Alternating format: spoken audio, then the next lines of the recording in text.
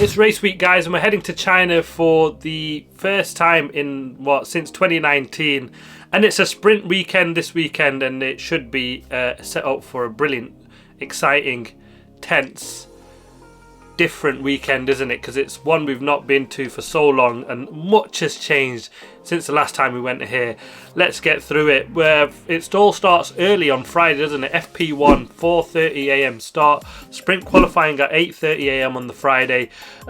Sprint day Saturday is 4 a.m. start for the sprint race. 8 a.m. qualifying, and the race starts 8 a.m. That's all UK times for us.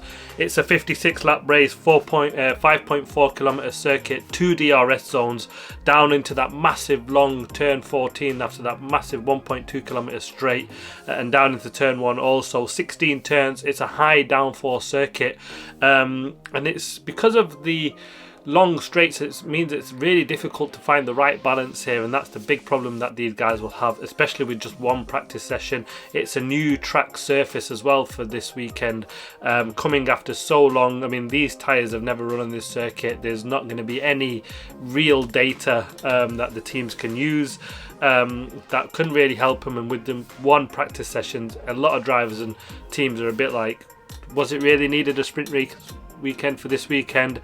I think as fans it absolutely does, because it leaves a lot up in the air. More unanswered questions just means, you know, there's a chance for something different and unique to happen. And the weather conditions are also up in the air, aren't they? There's rain predicted potentially Friday and Saturday. It's cloudy on Sunday, so that can also throw another element in the mix. So we've got it all going on. There's all the potential for this to be an absolute classic. Let's hope that does follow through to be the case. Last time out it was a 1-2 from Hamilton, led by Bottas and Mercedes 1-2. Vettel P3, and well, Kimi has since retired, Vettel since retired. The landscape of Formula 1 has somewhat changed, hasn't it, and shifted massively. Red Bull are now the top dogs, and everyone's really playing second fiddle to them, isn't it? And who is going to come out on top there? And it's a home race for Zhou Guanzu. Finally he gets to race in front of his home fans. You know, he might have come into the sport and kicked out the sport before he got this home race. Would have been absolutely disappointing for him. Tyre talk now, it's the mid-range for Pirelli, the C2 for the hards, the C3 for the mediums, and the C4 for the softs. Strategy now, it's going to be a different one. It's traditionally a one-stop because of the long 24-second pit stops here in China, but with this new track surface, the new tyres, who knows what's going to happen here. And there's a lot of unknowns. Like I said, there's only one crucial now, practice one. It'll be absolutely, you know, all pressure on there, no mistakes or car issues, you know, can be afforded here. Because of the new sprint format and layout now, we're going to have two parc fermé conditions. So we have the one straight after sprint qualifying, and then after the sprint race they can then make changes because that parc fermé will end. The second one starts just after qualifying for the race, or just at the start of qualifying for the race, and so therefore they've got that gap to make some updates, some setup tweaks after the sprint race and start of qualifying. So if you've got it horribly wrong, there's a chance to get it right for the race, which would mean that, you know, there's probably the sprint race could be more spectacular than we think, and yeah, we could have two very different races for a change. And it'd be horrible to see like what we've seen in the past, where sprint day gives it away of effectively what we're going to see on race day, and you know, I really hope we don't get that here for the first time we're seeing it this season in China.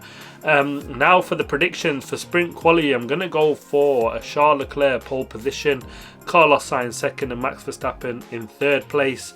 For the sprint win, I've got Charles Leclerc, Max Verstappen second, and Carlos Sainz in third place. So all Ferrari dominated on that one, and I think this track should really help them a bit. It's front limited, that should help Ferrari more.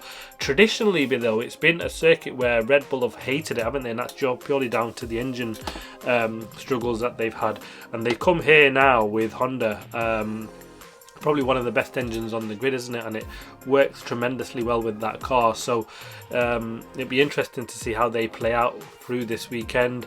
And for the qualifying for the main race, I've got Carlos Sainz going for pole, Max Verstappen second, and Charles Leclerc in third place. And for the race, I've got Max Verstappen winning it, Carlos Sainz in second, and Charles Leclerc in third place. Yeah, I've just got Ferrari doing really well here this weekend.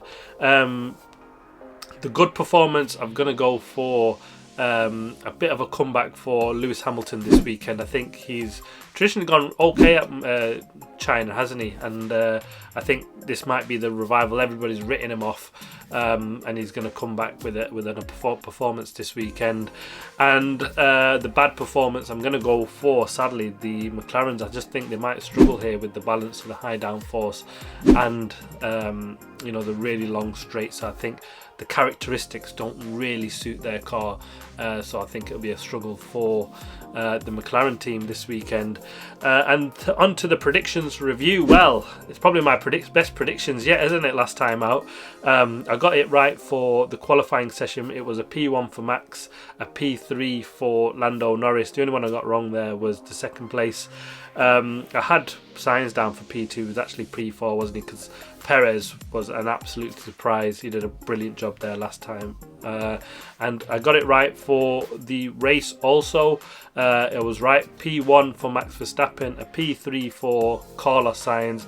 And it was, like I said, a good race for Fernando Alonso and Yuki Tsunoda. They both performed brilliantly well. So yeah, what can I say? Big shot myself when I seen that one. Let's hope I get anywhere close to this weekend. The Ferrari boys will be happy, won't they? But yeah, there we have it. That's the scene set for China this weekend. It starts early, like I say, on Friday. Saturday's a big F1 fest, isn't it? 4 a.m. and then 8 a.m. early morning for us boys here in the UK. But yeah, to have a race and then a qualifying full 1 hour session, there's a lot of F1 to get in on Saturday, isn't there? And then the race Sunday. Watch out for my Paddock Talk series, going to carry on this weekend. Should be with you soon, hopefully, with talking about Fernando Alonso staying at Aston Martin, and also we've had the release of the 2025 calendar and any other bits and bobs that throw up before now and that week video being recorded and coming up.